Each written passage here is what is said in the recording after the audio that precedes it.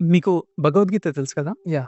భగవద్గీతలో అర్జునుడు అంటే ఏంటిదంటే, అర్జునుడు అంటే మైండ్, మన కాన్షియస్ మైండ్. ఓకే. అదే కృష్ణుడు అంటే సబ్ కాన్షియస్ మైండ్. మీకు సబ్ కాన్షియస్ స్టేట్ అంటే తెలుసు కదా?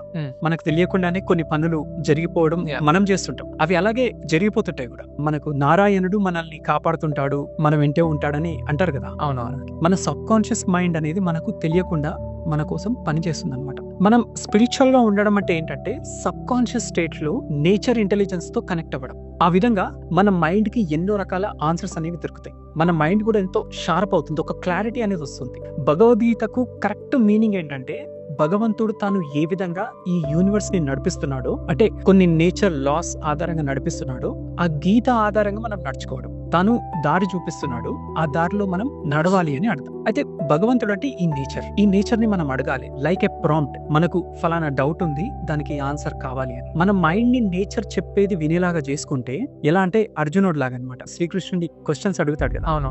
అలా చేస్తే దెన్ మనకు ఆన్సర్స్ అనేవి వస్తాయి అనమాట. సో స్పిరిచువాలిటీ అంటే ఇది. కాబట్టి ఆర్టిఫిషియల్ ఇంటెలిజెన్స్ డెవలప్ అవుతున్న ఈ సమయంలో స్పిరిచువాలిటీ అనేది అవసరమా అంటే, ఈ రోజు మనం అంటున్న ఈ ఆర్టిఫిషియల్ ఇంటెలిజెన్స్ అనేది మనం ఉపయోగించుకునే సాధనం మాత్రమే. కానీ న్యాచురల్ ఇంటెలిజెన్స్ అనేది మనం జీవించే సాధనం. మనం ఈ ప్రకృతిలో భాగం కదా. We are not artificial beings. We live, we exist. ఇంకా మనం నవ్వుతాము, ఏడుస్తాము, ఇలా ఎన్నో రకాల ఎమోషన్స్ అనేవి ఉంటాయి మన లోపల. అవును. ఆర్టిఫిషియల్ గా ఉండే వాళ్ళకు ఆ ఎమోషన్స్ ఉండవు అని అంటుంటారు కదా. కాబట్టి మనం ఆర్టిఫిషియల్ ఇంటెలిజెన్స్ పట్ల డివోటీ లాగా ఉండడం కంటే న్యాచురల్ ఇంటెలిజెన్స్ పట్ల భక్తి కలిగి ఉండడం మంచిది. ఓకే కదా? దాన్నే దైవ భక్తి అంటారు. సో బీ స్పిరిచువల్, అది మనకు ఎంతో హెల్ప్ చేస్తుంది. ఈ రోజున్న యూత్ కి చాలా మందిలో మానసిక ఒత్తిడి కారణంగా డిప్రెషన్ వంటి వాటికి లోన్ అవుతున్నారని అంటున్నారు. అవునా కదా? మనం చూస్తున్నాం చాలా ఈ మధ్య న్యూస్ లో. 20 years ఏజ్ లో ఎంతో యాక్టివ్ గా ఉండాల్సిన వాళ్ళు, they are discussing problems and not solutions.